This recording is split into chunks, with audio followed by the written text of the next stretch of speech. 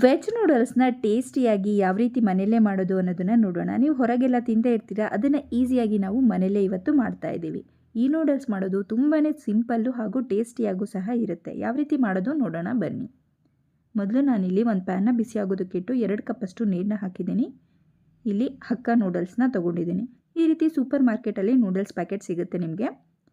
ಇದಕ್ಕೆ ಸ್ವಲ್ಪ ಎಣ್ಣೆ ಹಾಕಬೇಕು. 2 ಕಪ್ಪಷ್ಟು ನೀರಿಗೆ 1 ಲೀಟರ್ ನೀರು ಹಾಕಿದ್ದೀನಿ ನಾನು. ಉಪ್ಪು 1 ಸ್ಪೂನಷ್ಟು.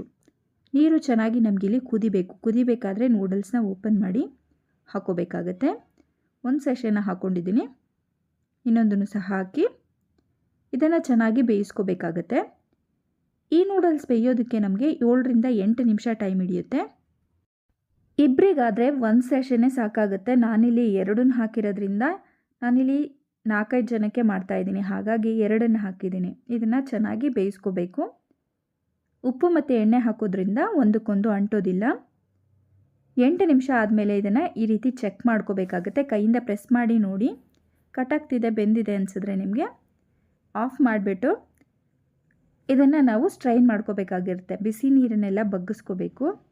ಗಂಜಿ ಬಸಿಬೇಕಾದ್ರೆ ಮಾಡ್ತೀವಲ್ಲ ಆ ರೀತಿ. ಒಂದು ವಿಡಿಯೋದಲ್ಲಿ ತೋರಿಸ್ತಾ ಇರೋ ರೀತಿ ನಾವು ಇದನ್ನು ಬಗ್ಗಿಸ್ಕೊಂಡ್ಮೇಲೆ ತಣ್ಣೀರಿಂದ ಇದನ್ನು 2-3 ಸತಿ ತೊಳ್ಕೋಬೇಕು. ಈ ರೀತಿ ಮಾಡೋದ್ರಿಂದ ಓವರ್ ಕುಕ್ ಆಗೋದಿಲ್ಲ ನೂಡಲ್ಸು. ನಂತರ 1 ಸ್ಪೂನಷ್ಟು ಎಣ್ಣೆನ ಹಾಕ್ಕೊಂಡಿದ್ದೀನಿ.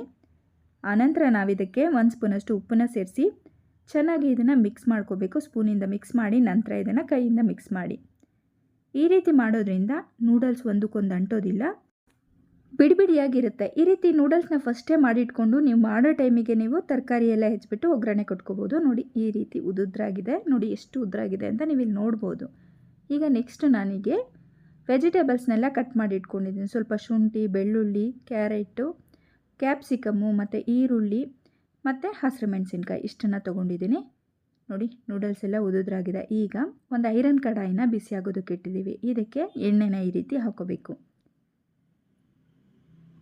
ನಂತರ ಇಲ್ಲಿ ಫಸ್ಟು ಶುಂಠಿ ಬೆಳ್ಳುಳ್ಳಿನ ಹಾಕುತ್ತಾ ಇದ್ದೀನಿ. ಒಂದು 3 ಟೇಬಲ್ ಸ್ಪೂನಷ್ಟು ಎಣ್ಣೆ ಹಾಕ್ಕೊಂಡು ನಂತರ ಶುಂಠಿ ಬೆಳ್ಳುಳ್ಳಿ ಹಾಕಿ ಆನಂತರ ಹಸಿರು ಮೆಣಸಿನ್ಕಾಯಿನ ಹಾಕ್ಕೊಂಡಿದ್ದೀನಿ. 1 ನಿಮಿಷ ನಾವು ಇದನ್ನೆಲ್ಲ ಫ್ರೈ ಮಾಡಬೇಕು. ಇದರಲ್ಲಿರುವಂಥ ಹಸಿ ಸ್ಮೆಲ್ ಹೋಗೋವರೆಗೂ ಇಲ್ಲಿ ಫ್ರೈ ಮಾಡ್ಕೋತಾ ಇದ್ದೀವಿ.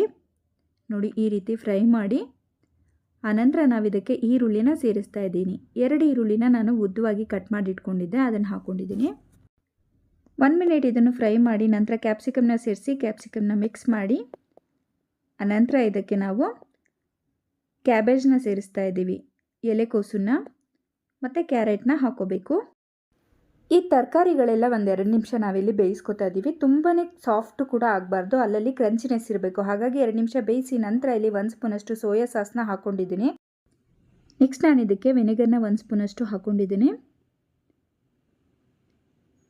ನೆಕ್ಸ್ಟ್ ಇದಕ್ಕೆ ನಾವು ಸ್ವಲ್ಪ ಟೊಮೆಟೊ ಕೆಚಪ್ನ ಹಾಕೋತಾ ಇದ್ದೀವಿ 1 ಸ್ಪೂನಷ್ಟು. ಎಲ್ಲ ಚೆನ್ನಾಗಿ ಮಿಕ್ಸ್ ಮಾಡಿ 1 ನಿಮಿಷ ಅಷ್ಟೇ ಕುಕ್ ಮಾಡಿ. ಉರಿನ ಐ ಫ್ಲೇಮಲ್ಲೇ ಇಟ್ಕೊಂಡು ಇದನ್ನು ಚೆನ್ನಾಗಿ 1 ಸ್ಪೂನಷ್ಟು ಉಪ್ಪು ಹಾಕಿಬಿಟ್ಟು ಮಿಕ್ಸ್ ಮಾಡ್ಕೋಬೇಕು. ಚೈನೀಸ್ ಅಡುಗೆಗಳನ್ನು ಮಾಡಬೇಕಾದ್ರೆ ಯಾವಾಗಲೂ ಐ ಫ್ಲೇಮಲ್ಲೇ ಇರಬೇಕು. ನೋಡಿ ಇದನ್ನು ಚೆನ್ನಾಗಿ ಈಗ ಮಿಕ್ಸ್ ಮಾಡಿದ್ದೀನಿ. ಈಗ ನೂಡಲ್ಸ್ನ ಸ್ವಲ್ಪನೇ ಸೇರಿಸ್ತಾ ಇದ್ದೀನಿ ಇದಕ್ಕೆ. ನೋಡಿ ಈ ರೀತಿ ನೂಡಲ್ಸ್ನೆಲ್ಲ ಸೇರಿಸ್ಕೋಬೇಕು. ನಿಮ್ಗೆ ಎಷ್ಟು ಜನಕ್ಕೆ ಬೇಕೋ ಅಷ್ಟು ನೀವಿಲ್ಲಿ ನೂಡಲ್ಸ್ನ ಸೇರಿಸಿ. ನಾನಿಲ್ಲಿ 4 ಜನಕ್ಕಾಗೋಷ್ಟು ಮಾಡ್ತಾಯಿದ್ದೀನಿ. ಇದನ್ನು ನಿಧಾನಕ್ಕೆ ಈ ರೀತಿ ಟಾಸ್ ಮಾಡ್ಕೋಬೇಕಾಗತ್ತೆ. ಓಕಲ್ ಆದರೆ ತುಂಬ ಈಸಿ ಆಗುತ್ತೆ. ನಾನಿಲ್ಲಿ ಬಾಣಲಿಲಿ ಮಾಡೋದನ್ನು ತೋರಿಸ್ತಾ ಇದ್ದೀನಿ. ಈ ರೀತಿ ನಿಧಾನವಾಗಿ ಮಾಡಿ. ಆಗಲಿಲ್ಲ ಅಂದರೆ 2 ಸ್ಪೂನನ್ನು ತೊಗೊಂಡು ನೀವು ಇದನ್ನು ಮಿಕ್ಸ್ ಮಾಡಿ. ನೋಡಿ ಈ ರೀತಿ ಎಲ್ಲ ಸಾಸು ತರಕಾರಿ ಎಲ್ಲ ಹೊಂದ್ಕೋಬೇಕು. ಆ ರೀತಿ ಚೆನ್ನಾಗಿ ಮಿಕ್ಸ್ ಮಾಡಿಬಿಟ್ಟು ಮಿಕ್ಸ್ ಆದಮೇಲೆ ನಾವಿಲ್ಲಿ 1 ಸ್ಪೂನಷ್ಟು ಗರಂ ಮಸಾಲಾನ ಹಾಕೋತಾ ಇದ್ದೀವಿ. ಮಿಕ್ಸ್ ಮಾಡಿ ಟೇಸ್ಟಿಯಾಗಿರುವಂಥ ನೂಡಲ್ಸು ರೆಡಿಯಾಗಿದೆ. ಈ ರೀತಿ ನೀವು ಸಹ ವೆಜ್ ನೂಡಲ್ಸ್ನ ಟ್ರೈ ಮಾಡಿ ಯಾವ ರೀತಿ ಬಂತು ಅಂತ ಕಮೆಂಟಲ್ಲಿ ತಿಳಿಸಿ. ವಿಡಿಯೋ ಇಷ್ಟ ಆದರೆ ರಜನಿ ಅಡುಗೆ ಚಾನಲ್ನ ಸಬ್ಸ್ಕ್ರೈಬ್ ಮಾಡಿ ಹಾಗೆ ಲೈಕ್ ಮಾಡಿ. Thanks for watching.